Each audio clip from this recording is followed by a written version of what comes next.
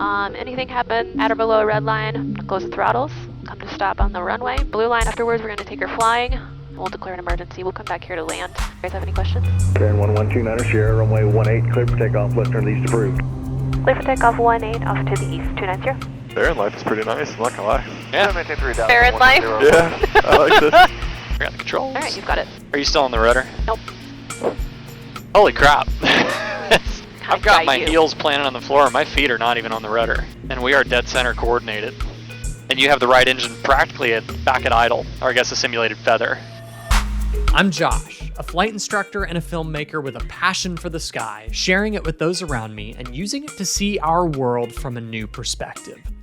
Flying can seem super complex, and I've made it my mission to showcase safe practices while sharing the beauty we behold on these adventures.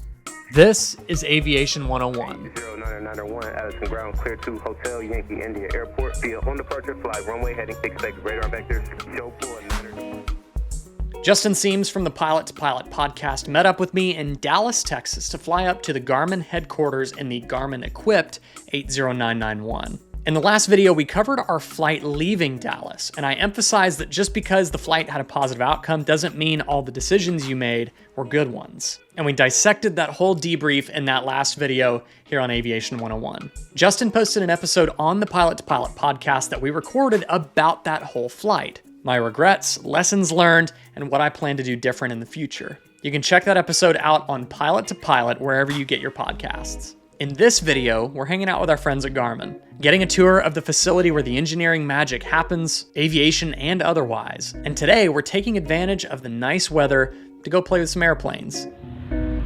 Hey, pipe down on set. What's up? We're here, are we in Olathe? Is this technically Olathe? We're at New Century Airport in Olathe, Kansas. And this Baron, you said it's a 1998-ish, 1998, absolutely beautiful Baron that is equipped absolutely to the max with Garmin technology in the panel. And that's very inspiring to me because we have an aging fleet in general aviation, a legacy fleet. Lots and lots of old airplanes flying out there, but we're bringing them into the modern age with modern safety technology like 4-point shoulder harnesses. Newer airplanes have parachutes in them and stuff like that.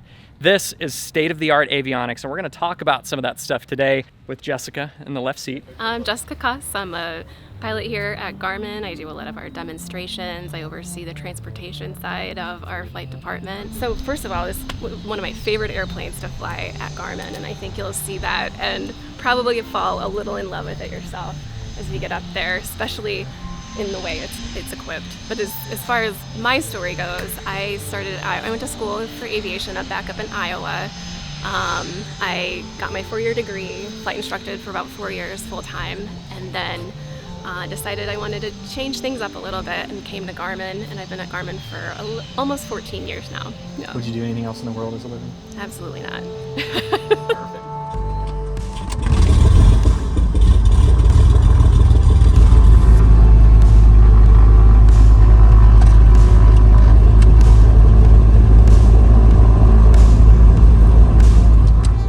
Alright, we'll do a quick run up here, and then I think we'll be on our way. All right, Alright, everyone's got their seatbelts on. I am strapped in. Excellent. Okay, so for our takeoff here, we're going to be VFR 18 up to, I've got 4,500 selected for now. I think that should work pretty good. We might pop up to 5,500 since we're going east. Anything happens at or below a red line, close the throttles. Come to stop on the runway. Afterwards, we're going to take our blue line. Afterwards, we're going to take her flying. I'll handle the airplane. We'll declare an emergency. We'll come back here to land on 18. You guys have any questions? I think I'm good. Okay. Yeah, all good. New Century Tower, Baron 112 Sierra is ready for takeoff 18. Baron 112 Sierra, runway 18, clear for takeoff, left turn east approved. Clear for takeoff 18, off to the east, 290. AC's coming off just for a second. Oh. Oh, yeah.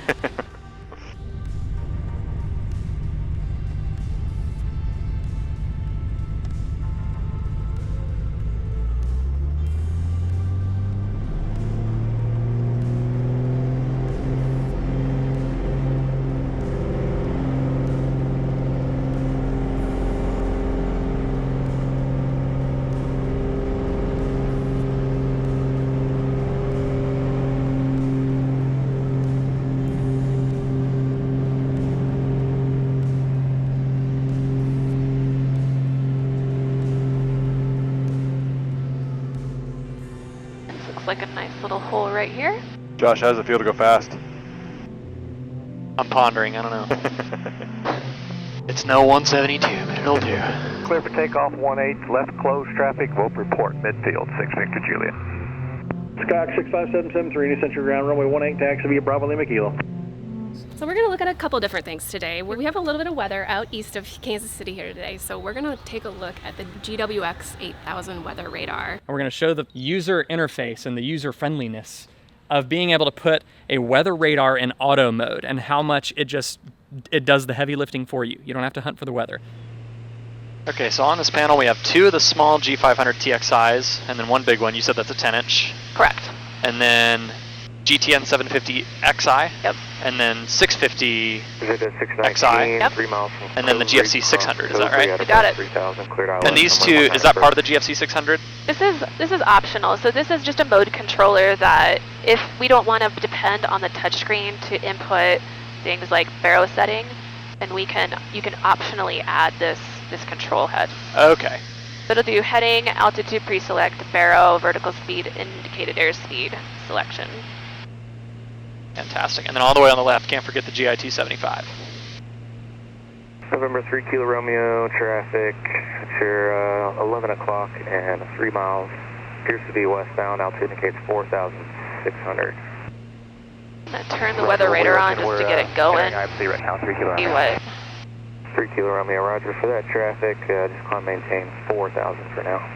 Up to 4 for now, 3 Kilo Romeo. Digit 619, contact downtown tower 133.3. So when it's doing the initializing, what is it physically doing? Is it like kind of getting its bearings Yep. in the cone? Okay. Yep, exactly. What I'm going to do is work my way around this MOA associated with Whiteman. Oh, okay. And then when we come around the south side of it, I'm going to point right at this cell. So are the X's on there lightning strikes? Yep. Okay. We're flying at a cell that's, looks like it's probably about 40 miles in front of us.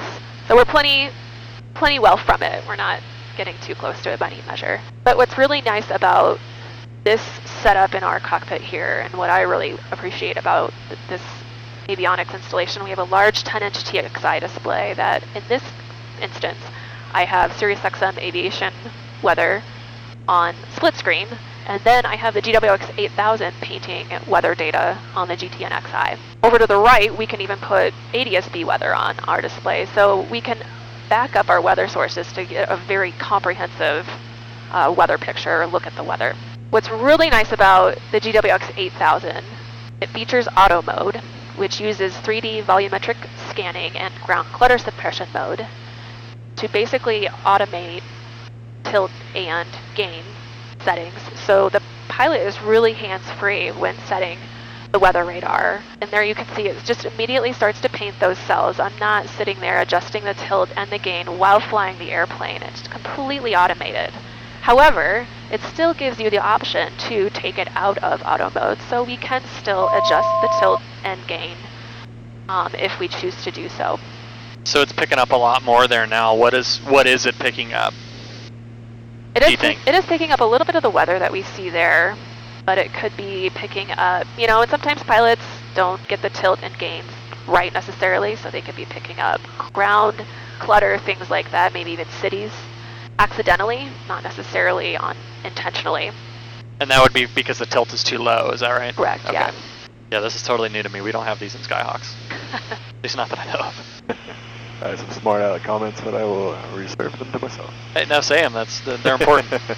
With the GWX 8000, we also have turbulence detection and then hail and lightning prediction. So we give pilots just about as much information as they could want to make more informed decisions, whether it relates to passenger comfort or, of course, the safety in flying around storm cells. Archer 2169 Foxtrot has kilo for downtown. For flight 867, 9.3, descending 6,000, look up the weather. 350, and looking for traffic, 69 Foxtrot. The multi-engine stuff is like moderately fresh. I'm of course super rusty on it, but I went through the whole check ride process of failing an engine and what it's like to have to stomp on the rudder and sit on it and sort of the startle factor that can come up when that happens, especially if you are not feeling super proficient in a multi-engine airplane.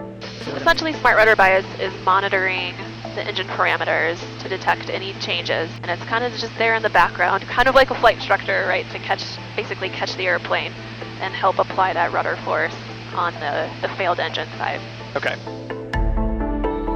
Smart Rudder Bias, in short, monitors the engine performance in the background. So in the event you were to lose an engine, Smart Rudder Bias helps assist the pilot in keeping the airplane straight and level. It applies a little bit of rudder force, and I'll let you feel that today. One thing I can show you kind of while we're just hanging out straight and level here, obviously we have the option to turn it off. We get an annunciation on TXI, we get an advisory on the display, and also on the GSC mode controller. So what I'm going to do is turn Smart Rudder Bias off to do a simulated engine failure with the throttle. And what I want you to feel, Josh, is the amount of rudder pressure that's required without Smart Rudder Bias. And then we'll turn it back on and again do another simulated engine failure. And I just want you to feel the differences, and then we'll look at some of the features associated with Smart Rudder Bias. What I'm going to go ahead and match the throttles. I'm going to bring Smart Rudder Bias back on. Okay. Okay, so same thing. Bring that left side back. So So we get a right engine annunciation failure in yellow on our primary flight display. We also get in our autopilot mode status, rudder bias is enunciated, indicating that it's active on the display and also down there on the mode controller. But remember, I said on the ground it also provides pitch and roll protection too. So similar to ESP, or hand flying the airplane in this case, on the failed engine side, Smart Rudder Bias only gives us 10 degrees of leeway that we can bank towards the failed engine, and 40 degrees on the good engine.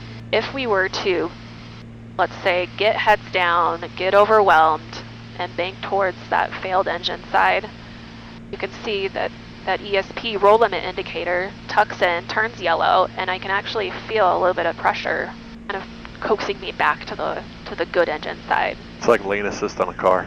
Just let you kind of go back to the middle of the lane when you start going. Yeah, exactly. Yep. And that's exactly how it feels. Josh, if you want to feel it, yeah, you're more than welcome to. I got the controls. All right, you've got it. Are you still on the rudder? Nope. Holy crap. I don't feel like I have to hardly push anything. So I'll take it to that line there. Oh yeah, it's nudging me. I'm going to bring your right engine back. Okay.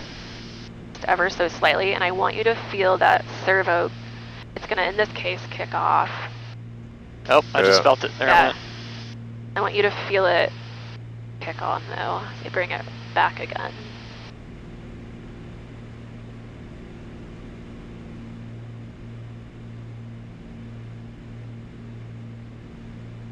Oh yeah.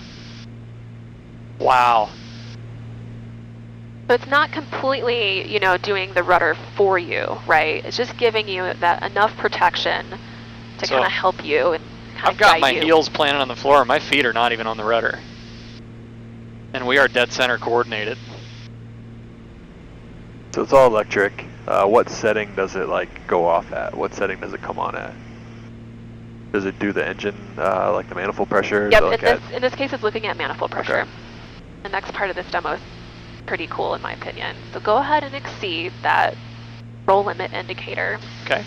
And I want you to fight it, not excessively, but just keep it in the yellow. There you go. I can feel it fighting. Engaging autopilot. Oh, cool. Alright. So if it senses that, again, your head's down, maybe going through the checklist, banking towards that failed engine for too long, and you continue to go that way and trend that way, the autopilot will engage in level mode and take over. Okay, so I am not touching the controls. So we're coordinated, and rudder bias is active, so it is holding us coordinated. Am I reading that right? Yeah. The bars in the middle? Yep. And you have the right engine practically back at idle, or I guess a simulated feather. Essentially, we can engage the autopilot, help us, have it help us as we run through our engine, troubleshooting, checklists, restart. If it doesn't restart, then we take over. And it's important to note that when you do come into land, the checklist does state that we turn Smart Rudder Bias off. So again, it's not fighting you short final or whatever the case might be. That makes sense. Yeah, it's cool to see that in something like this because we had the rudder bias assist in the Latitude. Right. But that was hydraulic, so it definitely operates differently. But it was, it's makes your life so much easier. And I think that's another important note. Again, we're bringing the technology that's in a latitude down to a bear and a piston twin that arguably, if you're not proficient, you know, if you're behind the airplane. Especially like you're saying, like your hard IMC, your head's down on a checklist, you know, you're just banking a little bit too far. Yeah. Yeah, it's great. Century Air Center. Automated weather observation 1553 Zulu. Wind estimated 170 at 06. Visibility 10. Temperature 24 Celsius. Dew point 19 Celsius. Altimeter 2968. Remarks. Density altitude 2,700. Century Tower, bearing 112 Sierra, 10 miles to the south, inbound Atlanta. We got the weather. 2 Sierra, Roger, port 3 southeast, field left downwind runway 18. Port 3 southeast for left downwind to 18290. So the old saying in the Baron is you can either come down or slow down, but not both. That's how it gets when you get to more high performance airplanes. Yeah. Tell me more. You can't do both at once.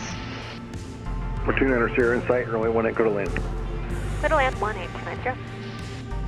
Alright, I'm gonna go for the gear. Alright, we've got 3 green. Clear to land. 500. Alright, Yachty into the way.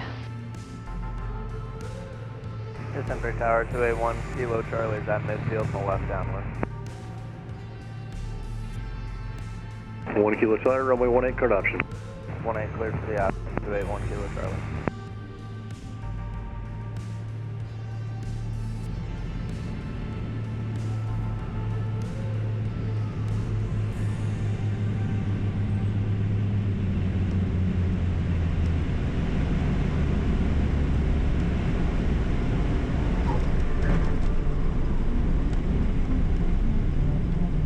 Baron 2 Sierra, right on runway 4, right on taxiway Alpha, turn on to Alpha, monitor ground 124.3, and taxi up Alpha to Garmin. Right on 4, right on Alpha, and over to ground to Garmin, 290. November 901, 903 Hotel, New Century ground. You're cleared to the New Century Airport via as filed. Maintain Thanks for the flight. 3,000. Yeah. You bet. Appreciate it. You can set your approach 118.9er, squawk code 476.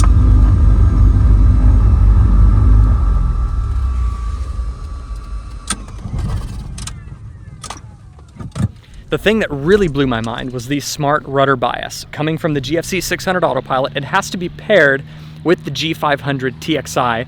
Those two pieces of hardware have to be integrated together, and the Smart Rudder Bias is basically a software-enabled feature. So with the Smart Rudder Bias enabled, she was showing us what it would look like on the avionics when rudder bias becomes active. If you disable rudder bias, this is what it does. It throws a warning, that kind of thing. And then she gave me the controls. I know the Skyhawk's hard to beat, but how was the back seat? It was great. I almost fell asleep. You might have me on camera just nodding off a little bit. It was comfortable, it was smooth, it was relatively quiet. When she pulled back an engine, how did it feel from the back seat? Like from a... I mean, you could tell when the servo kicked in. That was pretty much the only kind of, other than you hearing the engines get out of sync initially, and then you could tell when the servo popped on and kicked it back over to where it needed to go, but it was pretty cool. She just rolled the right engine back to idle, and I felt the controls, you know, normal, okay, it's quite a bit of rudder pressure, and you're kind of getting the zero side slip and feeling it there. And then she enabled Smart Rudder Bias, rolled that engine back to idle. You could feel the airplane doing its thing, and then I kind of started to gently ease my feet off the controls and then ease my hands off the controls. It was absolutely flying the airplane. It was keeping us coordinated. There was no imbalance whatsoever. Really great flight. Nice to fly a different airplane, a very powerful Beechcraft Baron with an absolutely beautiful state-of-the-art panel, bringing the modern age of technology into our legacy general aviation fleet. I love to see it happening right here at Garmin.